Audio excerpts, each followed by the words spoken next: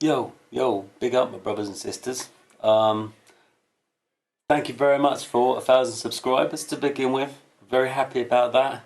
I'm nearly at 1,010 now. Hopefully that keeps them going. I mean, I'm not sure what that number means. I'm still going to be obviously making music, but that number represents the people that are obviously watching. Of course I know what it means. It means that people are watching. I'm really thankful for that. But there's still lots of work to do. I've got 24 songs. I think I mentioned this before. I've actually got 23 of those made. The 24th song I'm still waiting for. It's actually the 23rd song because I don't know why the 24th song is a song Impermanence, which I posted not so long ago. And there's just one slot left on my system, and that's what this video is going to continue about. So you music geeks out there, I just wanted to share my setup with you guys. People using maybe the Nectar Pacer or have a Dawless setup, have live looping in their setup. I just want to explain how I built or how my setup works basically. I find it quite interesting, so I've got a bunch of points on the board. This is obviously not rehearsed, so there's going to be a lot of ums and ahs. Sitting down here in my studio, I got a new rack case, and let's get the lighting here. Hopefully it's because it's glaring in the way. Just get rid of this lot of backlight. Yeah, I got this cool little rack set up here. At the top we've got a Roland Integra 7. Next we've got a Line 6 Helix I use it for the guitar and for my bass synth, so basically it covers guitar and bass in my songs. Underneath I have a rack mixer. This rack mixer is a 6-channel mixer, and I use it as an effects return for my main mixer. I just didn't have enough channels, and what I do is I route out of the mixer. The mixer is amazing, it's got loads of mix outs, and those mix outs route into my effects, and the effects come back. The effects come into this box actually, and then this gets mixed back into the desk onto 2 channels, and I can send any instrument to any of those effects, and of which are 2 H9s, and I have hopefully there's enough light in here. This is a flashback, and the next is a Hoff. So we've got reverb and delay there, and we've got two of these awesome H9 boxes, which of course have got loads of different types of effects. And yeah, down at the bottom here is really useful bit of kit, and this is really the heart of my MIDI system. It's a MIO10, and I run all of my gear, basically it kind of routes through this. So that brings me on to the Nectar Pacer, which I've got set up here.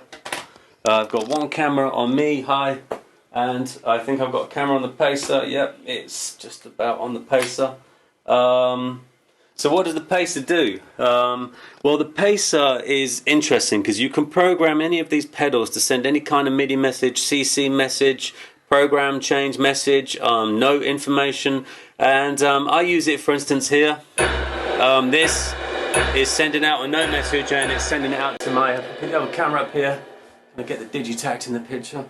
It sends it out to the digitact, basically. It's absolutely useful.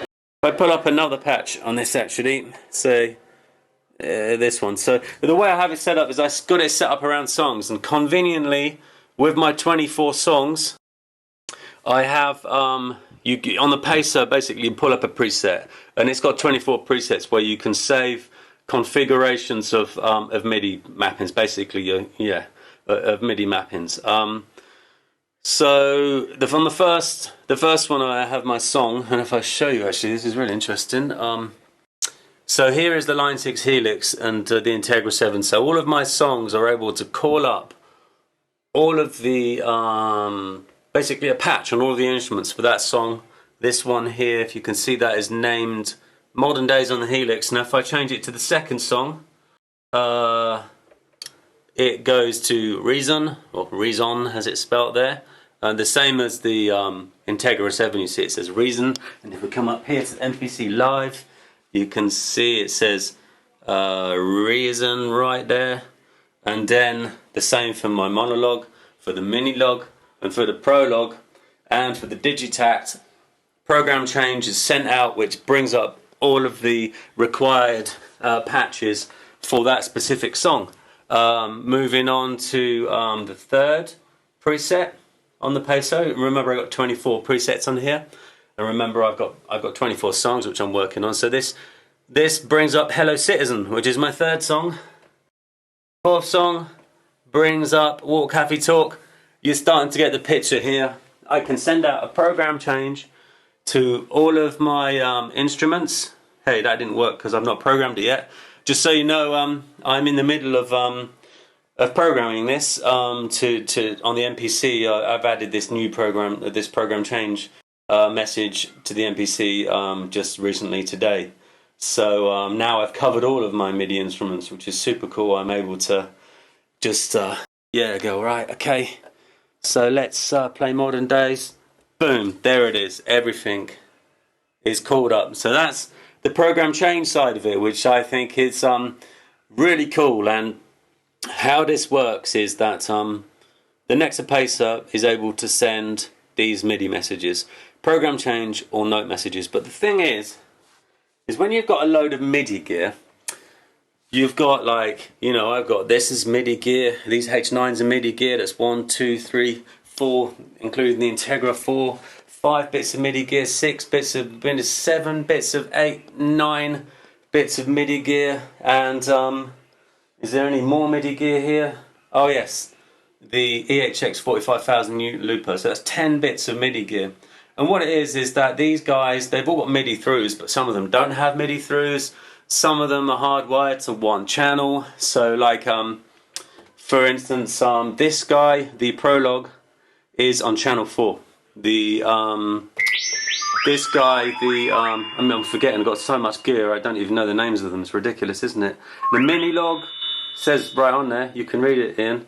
The Mini Log is on channel 3, and the monologue, you should be on, mate, is on channel 2. The looper is on channel 1. The digitact is an interesting beast because each track on the digitact you can assign to a MIDI channel. So what I only really use channels 5, 6, 7 and 8, and I have channel 5, 6, 7 and 8 mapped to the to these tracks 5, 6 and 7 and 8. What that allows me to do is I can mute those tracks, which is a very interesting thing here. If I can put that into mute mode, I've got a foot pedal down here, so if I can get a camera on that guy, when I press it, it toggles on and off the tracks. And how the hell does this work? Well, this one pedal down here actually goes into the Nectar Pacer as a foot switch, and then you can program this pedal to send out MIDI messages, and I think I'm sending out CC messages here to the digitact. And obviously it's superb if I run a drum beat. It's not a drum beat here. Let's go to, if I change to a different song, okay, so let's pull up Hello Citizen. I know that's got a digitact beat. And then if I play, you can hear the hat. And then obviously I can turn it off with my foot. Good for things like drops and stuff like that. Bring the hat back in. Totally cool. So yeah, Nectar Pacer. Very, very good at this. It really comes down to the MIO10 though, because the MIO10 is able to make sense of all these MIDI messages and channels. Like you want to kind of hard fix your MIDI, or at least in my setup, the MIDI devices such as the monologue is on MIDI channel 2. And when I send a message to MIDI channel 2, this is the only guy that I want responding. I want to be very specific about what I do on the Pacer when I send a message on the Pacer or anything else. And this brings me on to another MIDI device that I have plugged into the MIO10, and that's this Arturia Mini Lab. And the cool thing about this Mini Lab is I programmed it slightly to pull up to do certain things. Like for instance, I think on the second program here, I think it's I can't remember what they call those. They're like these programs that you can pull up. But anyway, on the second program, what that allows me to do is if I can get two cameras on here. Let me see, is that, yes. So this is my live looping machine, the EHX 45000. It's MIDI'd up as well, and it's slaved to the Digitact. In fact, everything here is pretty much slaved to the Digitact, but it's all done through the MIO, which is cool. So where am I going there? I'm sorry. It's so difficult to explain. So how does that work then? So yeah, the Digitact basically, so it's like the MIDI master clock, and it sends out clock message. These guys have got, at the moment, I turned off the clock. I don't want them receiving it, but having the Digitact as being the master here allows me to synchronize the live looping machine, allows me to synchronize the monologue, the mini log, the prologue. It allows me to synchronize everything to the clock, and that gives me a lot of opportunities to do different things. I didn't do this before. I was basically manually looping everything into the looper, and I found it's cool. It's got 4 tracks. I use them in stereo pairs, so I can, you know, pan stuff left and right in my mixer, and then it goes into this, and I maintain the stereo-ness of what I recorded rather than going for a 1-track solution. You can see I'm hard panned left and right, and I'm basically using them as stereo pairs rather than as mono tracks. I prefer that, and it allows me to turn on and off.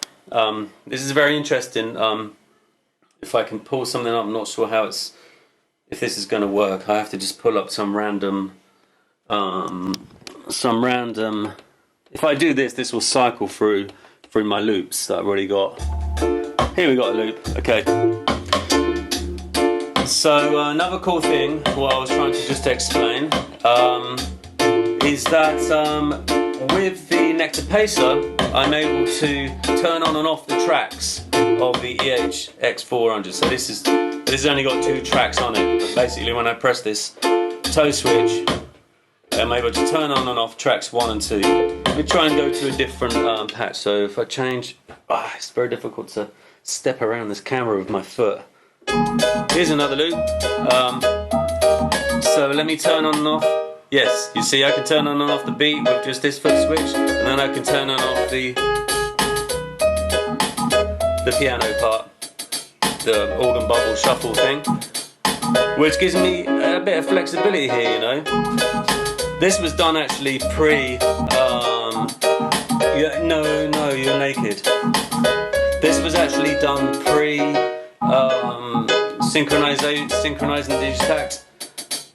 Yeah, this was actually done pre-synchronizing the Digitact, because before, like, I was manually looping, and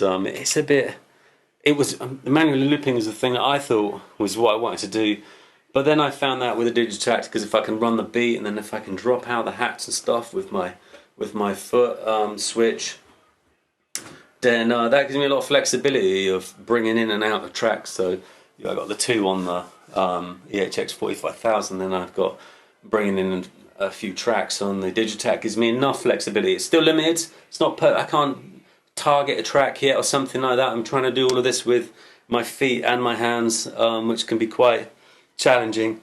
But you know, if you don't have any hands free, you use your feet, and the Nectar Pacer basically enables that. Fully programmable, wonderful in there. You can just go bam, bring up your tune. Definitely I'm thinking about buying another one, but I don't really have a place for it. But another one would give me more opportunities to do some tap dancing to the music. So yeah, that's I was actually talking before I went off on there about the Arturia Mini Lab. And the Arturia Mini Lab is cool in the sense that this guy goes down into the MIO10, and I can control the looper with it. If I can bring the camera up here on the looper, I can show what I mean.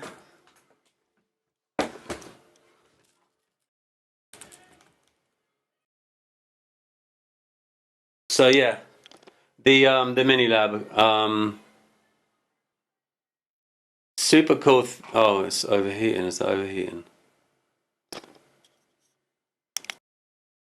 So the Arturia Mini Lab, the way I have this set up, like I say, it goes into the MIO10, and I can, it's got various programs on there, and this program allows me to basically control the looper. So when I press these buttons, you can see the record option changes on the looper. There's one to arm the looper, there's one to begin recording, and then there's one to loop off the loop, and then that should loop around. We've got no input right now, so we can't hear anything, but it's like obviously like a remote control here. And then in a different mode, I get access to drums. Oh, and I get access this is currently on channel 10. Let me change it to channel 11. So you can hold down this button up here, and you can change the MIDI channel. And I'm going to change the MIDI on the keys you can see in the MIDI channel. Let's change it to, it's a bit of a stretch. Yeah, change it to 11. This is a piano, so on channel 11, I have, at the moment I didn't do it like this, but the Integra 7 is basically listening on channel 7. Sorry, on channel 11 right now. And the cool thing is that, yeah, basically the Integra 7 is listening now on channel 11, and when I play the Mini Lab, then it plays on the Roland Integra 7. Very, very cool. Apologies about the light in here. I hope you can see this. That little bar jumping up and down is the message. The note message is being received from the Arturia Mini Lab. Arturia Mini Lab, definitely very good. It's going into the MIO10. It's got you can select the channel that you're sending the notes to. So that's obviously perfect. It means I can also send it to the monologue, which is on channel 2. I mean, I rarely do this, but it's just useful to know it's there, just in case I need to be over this side of the room to be playing a melody or something. You never know. I can play the cymbal with one hand, and I can play a bass line maybe with the other. Yeah, or I can play a drum. I can play a hand drum at the same time as playing piano. Could I do that? Does it even work?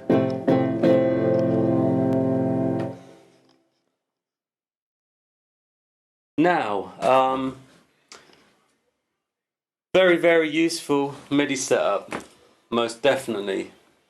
Nectar Pacer is just like a wonderful bit of gear. I'm very happy with it. I think if I could change it, I would probably maybe make it longer.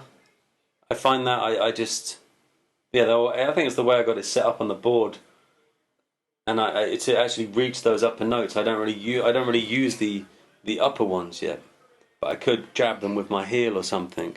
But that's really probably not really the fault, the fault of the device. It's probably just the way I have it set up in this room. So next up in this setup is the mixer. It's a QU-24.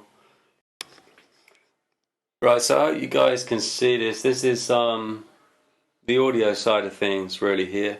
It's my mixing desk. So all of this gear, all of it goes into the mixing desk, of course, including the drums. Some mics up here. There's a load of mics here. And there's a mic at the back of the room. There's a mic here. All of it goes into the desk, and there's a ton of cables at the back. Right here, look at this. I labelled them all because I recently pulled them all out and put them onto this rat case, and I didn't want to go through and just run them from the unit again. I mean, what a nightmare. But yeah, the desk, all of the audio goes into the desk, and what really makes the looping happen with this desk is the mixes. It's got so many mixes, and that's super useful because you can decide, you can choose here and mix one. The mix 1 to 4. Actually, these guys mix 1 to 4. I use 4 effects. So here we can see, I know mix 1 is like the H9 and then that's the second H9 on mix 2, and on mix 3 is my delay, and on mix 4 is my Hall of Fame reverb. So here's a guitar channel. If I want to send the guitar to the Hall of Fame, then I just pull that up, and you can see here on the channel strip, and over there we've got the effects return, and on the second, what is the second one? I changed that recently. So the first two channels basically, they're all in stereo configuration, like you know, it's 2 channels per stereo pair. The looper, I think on the first 2, no, it's not even the looper, it's the effect return. Aha! So figure this out. I'm basically on this channel strip. There's the instruments are all plugged in here. We've got the Minilab, we've got the monologue, then we've got the prologue, we've got the digitact, we've got the guitar, we've got the MPC. We have, that was the guitar but it's changed now, and we've got the vocals, we've got the percussion, and over there we've got the Integra 7, and on the first 2 channels is the effects returns. So yeah, pretty elaborate setup, loads of audio, and like I was saying, the mixes, so mix 5 and 6, these mixes are sent to the looper only. What this allows me to do is I can exclude stuff from the looper. Like if I want to exclude the guitar from the looper, then it won't get looped and I can play on top of it, but at the same time the looper can, you know, it can record, which is very, very useful. Mix 7 and 8 is a headphone mix. Now on the headphone mix, if I only want to send, say, the digitact to the headphone mix, but I don't want to send it to the output, so left and right output, I can exclude the digitact. This is another mix which is for recording. I can exclude it from recording, but sneakily in my headphones I can keep the digitact there. Now what that obviously does is allows me to hear the digitact, but no one else can hear the digitact, so it's like a secret digitact. The benefit of that is, of course, I can use it as a metronome or just a backing beat to be able to keep myself in time. I've not actually done this yet, but I do plan on doing it. Let's put the digitact back in the recording mix, put the digitact back into the main mix, and go to in the looper mix. I don't include the digitact because the digitact is just running, and that obviously allows me to do that cool little trick which I showed you, which was when I press on this guy here, it turns on and off some tracks on the digitact, allowing me to, you know, turn off hats or whatever creative choice there is. Now, yeah, that's the mixes in the 45,000s, and there was just one thing in here which is not so important, but I think that the Prologue basically is my master keyboard for the Integra 7. See if I can get a shot of that. Let's keep this contextual so we can see what's going on. Okay, I got a spotlight on the Integra 7, so hopefully it's not too bright. Yeah, so the as I was saying, the Prologue. The Prologue is going into the MIO10, and it's also coming from the MIO10 into the Integra 7. But only the Prologue sends note information to the Integra 7, and of course what you saw earlier, the Mini Lab can also send that, but that's selectable. But the Prologue's pretty much hardwired to it. The Prologue is on channel 4, and it will only really send to channel 4. So I mean, this is really just a legacy thing that I used to have the Integra 7 over by my Prologue, and I would use the Prologue to just add like backing to the synth, the Prologue. Sorry, the Integra 7. I would blend the Integra 7 sounds and the Prologue sounds together, so they'd be basically playing in unison, and this gives a little bit of kind of a different creative edge to my music. I'm binding myself to it as a limitation, but at the same time I'm getting the benefits of it, because it means that my sounds are always too layered. The Prologue is not always the Prologue. And sometimes what I do is, if I'm just playing a piano part, I can just just turn the prologue down. You know, I don't need a prologue up, turn it down. And then this is just playing the Integra 7 and I turn the prologue up. And then now I've got some synth on that. Yeah, very interesting setup. I got my decks in there, my decks, what we're talking about. I'm not a DJ, I never was, I just like scratching. And this Denon SE5000, it allowed me to explore the world of scratching. I mean, it's not perfect, I think. I'm sure a scratch DJ would probably not use something like this if he was serious. But I think it's anything you can use musically. You know, you can hit a pencil on a tin can, and some people can do that. It can sound amazing, whereas others, it could probably sound not so good. But yeah, this guy is just literally there. I use it for background textures. Sometimes I might use a DAW, and in there I'll create some background texture, and then I'll roll that off in the background of one of my songs just to add a little bit more texture there, you know. Lots of creative options. It's totally Dawless, apart from the fact that maybe sometimes I'll take some ambient sounds. I think that's fair. Yeah, that's pretty much my setup. And before I go, I guess this thing, because it's over here, it's a Roland VR1 HD. Use it for live streaming. Oh, and then the final thing, I was saying that on the mixing desk there is mix 9 and 10 for recording. This actually mix goes out into my into this guy's Zoom ZH6, I think. And this guy comes out and goes into the VR1 HD for live streaming. So basically here you can see I'm recording now. I'm recording this this video, audio. And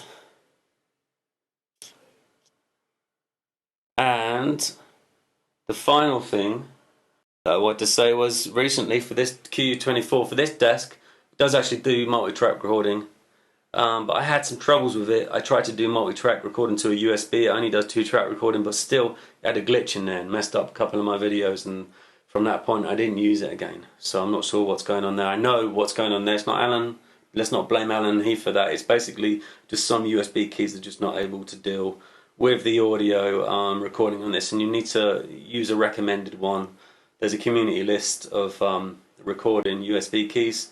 But I got myself like a little hard drive recently, and I found that this little Samsung drive records on up to 16 tracks direct from this desk, which is superb. I've only used it once or twice and it seemed to work. I'll try it again and hope it works again. It's an SSD, and that's, yeah, the recording side of things. Sorry, is this a bit thrown together? It was a bit thrown together, but I wanted to explain this because whilst I've been programming this and trying to, you know, get the Pacer to switch MIDI, do program change switch across all of my gear to pull up one of my songs, I thought, hey, this is actually quite unique. Or maybe it's not unique, but it's worth sharing for sure. So yeah, big thanks. Thank you for 1000, and I'm going to keep bringing you music now every 2 weeks, a new song every 2 weeks. If you want me to do more stuff like this, if there's techies out there or musicians out there that are doing a similar thing and you feel I can provide more useful information on how all of this works, you know, we could deep dive into certain parts of this, maybe how to program the Pacer or something like that. Just let me know in the comments, and much appreciated. Bless up and peace out.